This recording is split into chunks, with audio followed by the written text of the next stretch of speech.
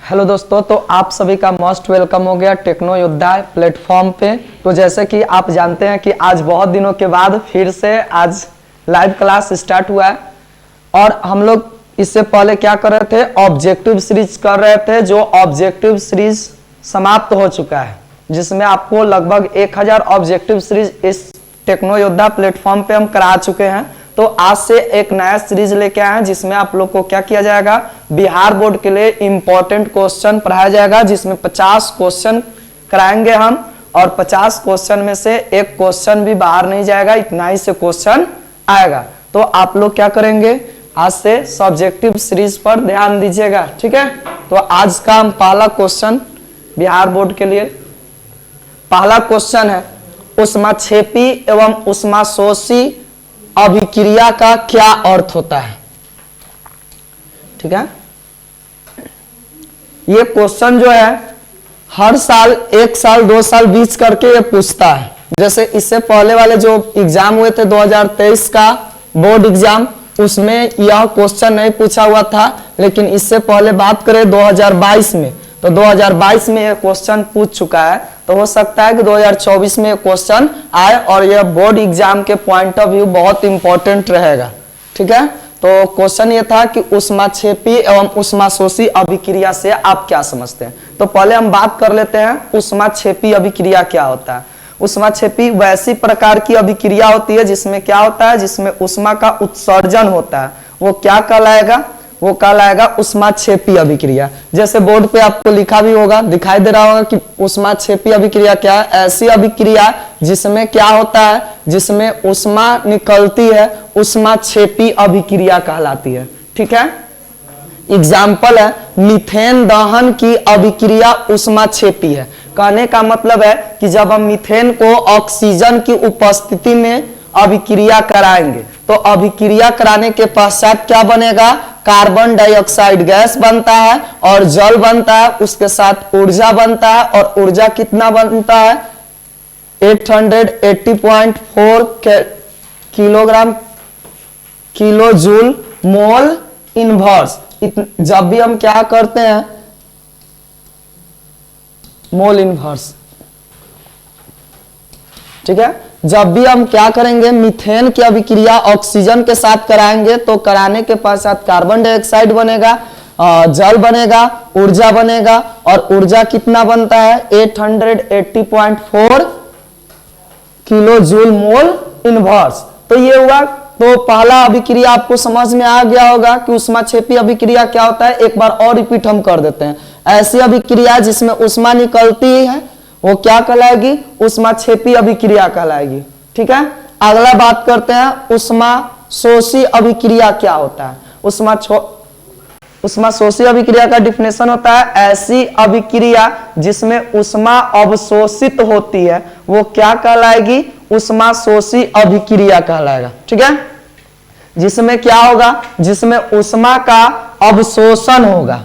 वैसी प्रकार की अभिक्रिया जिसमें क्या हो, ऊष्मा अवशोषित हो, उसको हम क्या कहेंगे, ऊष्माक्षेपी अभिक्रिया कहेंगे। जैसे उदाहरण के तौर पे है अभिक्रिया, यानी कि बेरियम डाइऑक्साइड की अभिक्रिया अमोनियम साइनाइड के साथ कराएंगे, यहाँ पे साइनाइड होगा, अमोनियम साइनाइड, ठीक है।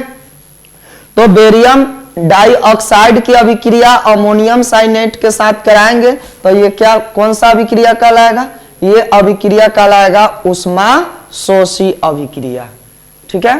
तो ये क्वेश्चन आपके पॉइंट ऑफ व्यू 2024 के लिए बहुत इंपॉर्टेंट रहेगा और इसको आप लोग देख लेंगे, ठीक। अगला क्वेश्चन को करते हैं।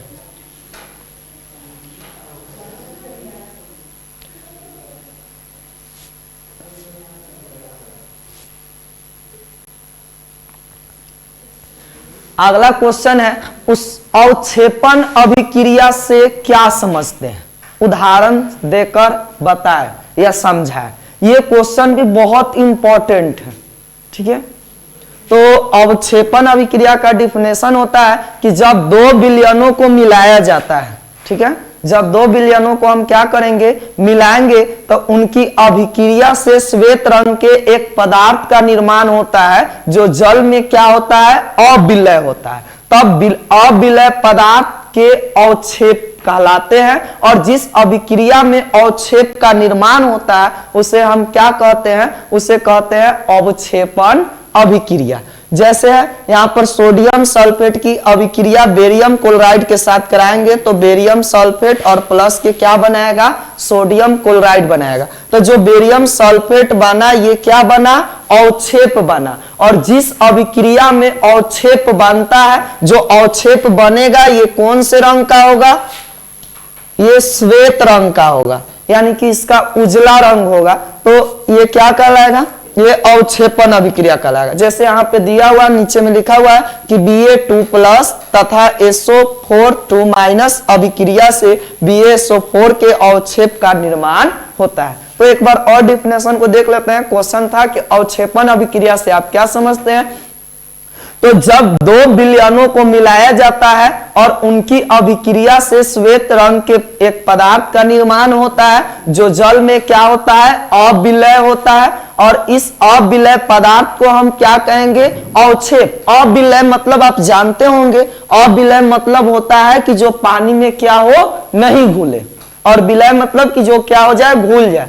तो ये अविलय पदार्थ बनते हैं। तो अविलय पदार्थ जो बनेंगे, क्वेश्चन आ सकता है कि अवक्षेपण अभिक्रिया में जो अविलय पदार्थ बनते हैं उस पदार्थ को हम क्या कहते हैं, ऑब्जेक्टिव में आ सकता है, तो उस पदार्थ को कहेंगे अवक्षेप। और जिस अभिक्रिया में अवक्षेप का निर्माण होता है वो कहलाता है अवक्षेपण अभिक्रिया।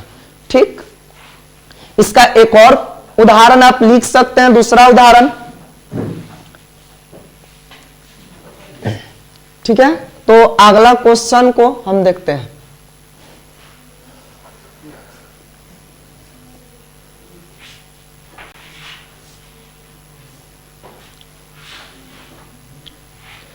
अगला क्वेश्चन,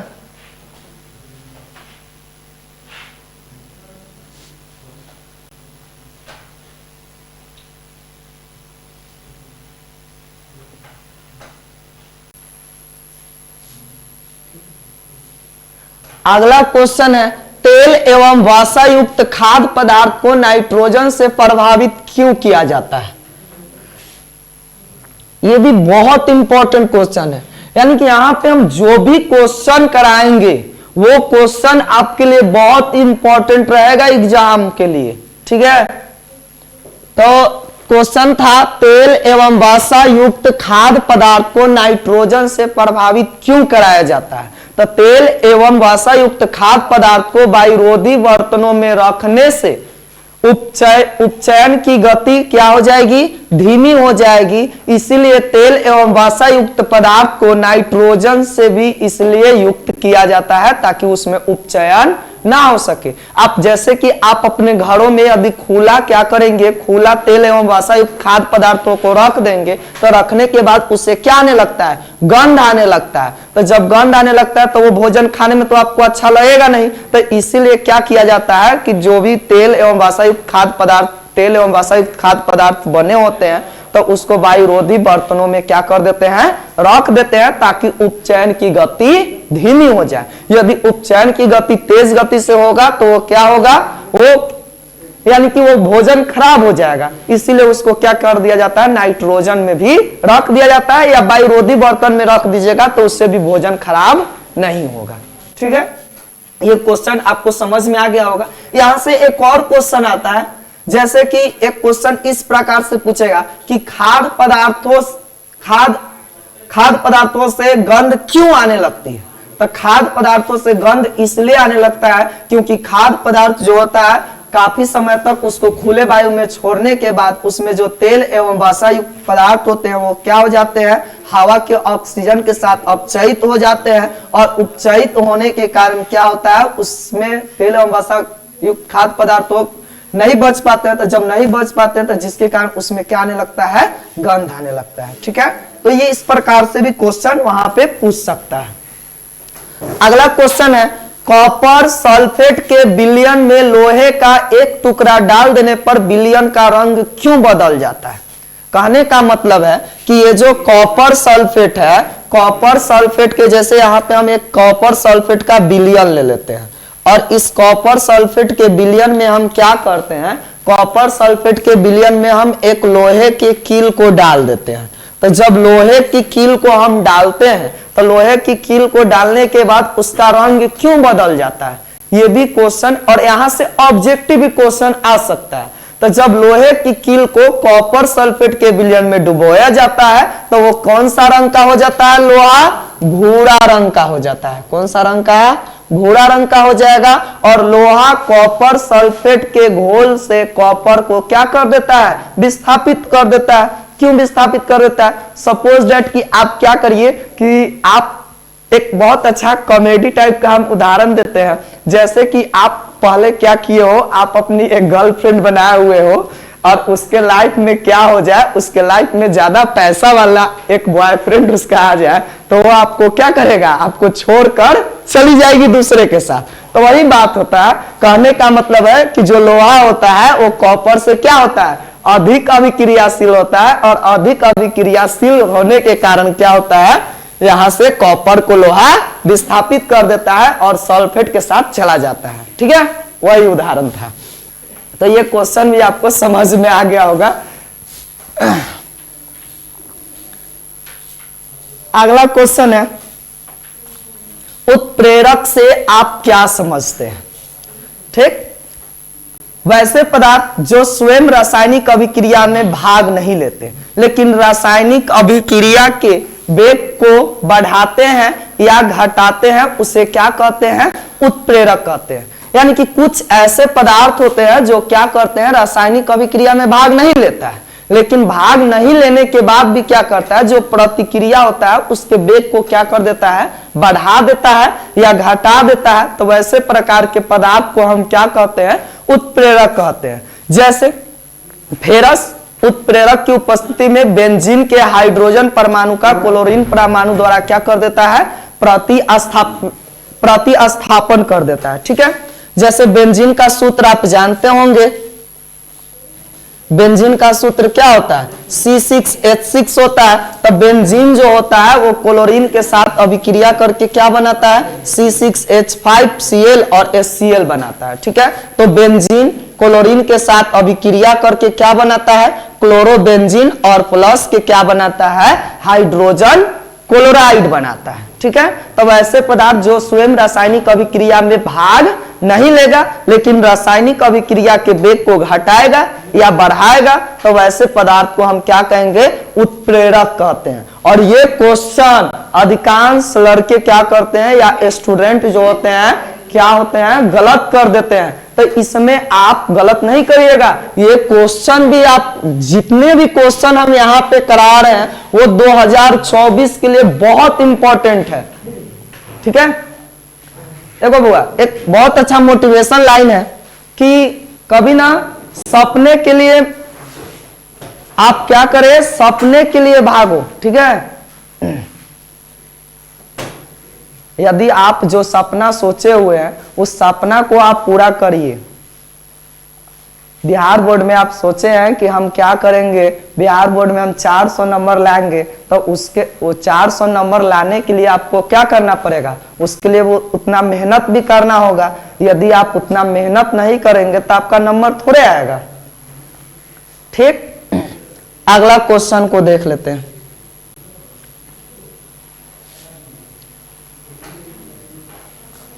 अगला क्वेश्चन है, वायु में जलाने से पहले मैग्नीशियम रिबन को साफ क्यों किया जाता है। ठीक है, मैग्नीशियम रिबन होता है एक प्रकार के, तो उसको क्या करते हैं, वो उसको यदि साफ आप नहीं करिएगा ना तो वो रिबन जलेगा ही नहीं। तो जब भी रिबन को जलाना होता है वायु में, तो वायु में जलाने से पहले हम उसको क्या करते हैं, साफ करते हैं।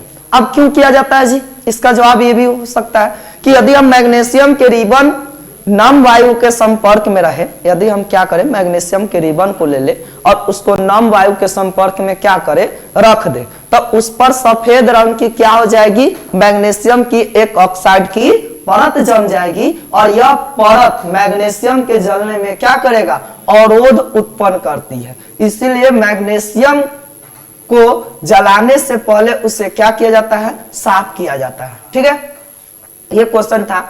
फिर से एक बार बता देते हैं कि मैग्नीशियम रिबन को यदि हम क्या करें, वायु के संपर्क में रखें, तब वायु के संपर्क में रखने के बाद क्या होगा, जो मैग्नीशियम का रिबन होगा वो वायु के साथ अभिक्रिया कर लेगा और उसके ऊपर एक मैग्नीशियम ऑक्साइड की क्या हो जाएगी, परत बन जाएगी। जैसे मैग्नीशियम की अभिक्रिया हम ऑक्सीजन के साथ कराएंगे, ये क्या बनाएगा, MgO बनाएगा। तो जब MgO बना रहा है तो एक मैग्नीशियम ऑक्साइड बना रहा है ना, तो जब मैग्नीशियम ऑक्साइड बनाएगा तो उसके कारण वो अवरोध, जो ऑक्साइड बन जाएगा मैग्नीशियम के ऊपर, उसका क्या करेगा, अवरोध करेगा, इसलिए मैग्नीशियम का रिबन नहीं जलेगा। तो उससे पहले हम मैग्नीशियम के रिबन को क्या कर देते, साफ कर देते हैं। ठीक है, अगला क्वेश्चन को देखते हैं। अगला क्वेश्चन है प्रतिस्थापन अभिक्रिया क्या है, उदाहरण दे। ठीक है, यह भी क्वेश्चन अच्छा है। प्रतिस्थापन अभिक्रिया क्या है, ठीक, वह अभिक्रिया या वैसी प्रकार की अभिक्रिया जिसमें अधिक अभिक्रियाशील धातु अपने से कम अभिक्रियाशील धातु के यौगिक के विलयन को गलित अवस्था में क्या कर दे, विस्थापित कर दे, वो कौन सा अभिक्रिया कहलाता है, प्रतिस्थापन अभिक्रिया कहलाता है। जैसे हम क्या बोले जी, डिफिनेशन में दो डिफिनेशन याद करने की जरूरत नहीं है। इससे पहले हम एक बहुत अच्छा उदाहरण दिए थे, वो वाला उदाहरण यदि आप याद रखते हैं तो वहां से भी आपको डिफिनेशन क्या हो जाएगा, याद हो जाएगा। ठीक है, तो प्रतिस्थापन अभिक्रिया क्या होता है, वैसी प्रकार की अभिक्रिया जिसमें अधिक अभिक्रियाशील धातु अपने से कम अभिक्रियाशील धातु के यौगिक के विलयन को गलित अवस्था में क्या कर देती है, विस्थापित कर देती है, तो उसे क्या कहते हैं, विस्थापन अभिक्रिया कहते हैं। ठीक है, जैसे लोहा की अभिक्रिया हम क्या कराएंगे, कॉपर सल्फेट के साथ कराएंगे। तो कॉपर सल्फेट के साथ कराने के बाद क्या बनाता है, फेरस सल्फेट और प्लस के कॉपर बनाता है। तो यहां पर जो था फेरस, जो था लोहा, ये कॉपर से क्या था, अधिक अभिक्रियाशील था, और अधिक अभिक्रियाशील होने के कारण ये फेरस क्या किया, कॉपर को विस्थापित कर दिया। कॉपर को विस्थापित करके और अपने क्या बना लिया, फेरस सल्फेट। क्यों बना लिया जी, क्योंकि लोहा जो था कॉपर की तुलना में अधिक अभिक्रियाशील था, और जब कॉपर की तुलना में कोई धातु क्या करेगा, कोई धातु किसी यौगिक के विलयन को गलित अवस्था में विस्थापित, यानी कि जब इसको विस्थापित करेगा तो ये कौन सा अवस्था हो जाएगा, गलित अवस्था, और ये कहलाएगा प्रतिस्थापन अभिक्रिया। नीचे में कुछ नोट है, इसको देख लेते हैं। इस अभिक्रिया में फेरस जो कि अधिक अभिक्रियाशील है, आगे ही हम बता दिए कि फेरस क्या होता है, अधिक अभिक्रियाशील होता है, और कॉपर क्या होता है, कम क्रियाशील होता है। तो इसीलिए फेरस क्या करता है, कॉपर को विस्थापित कर देता है। तो ठीक है, आज के लिए इतना ही क्वेश्चन। फिर अगला क्लास में हम क्या करेंगे, अगला क्लास में और भी क्वेश्चन लेके आएंगे। ठीक है, जय हिंद, जय भारत।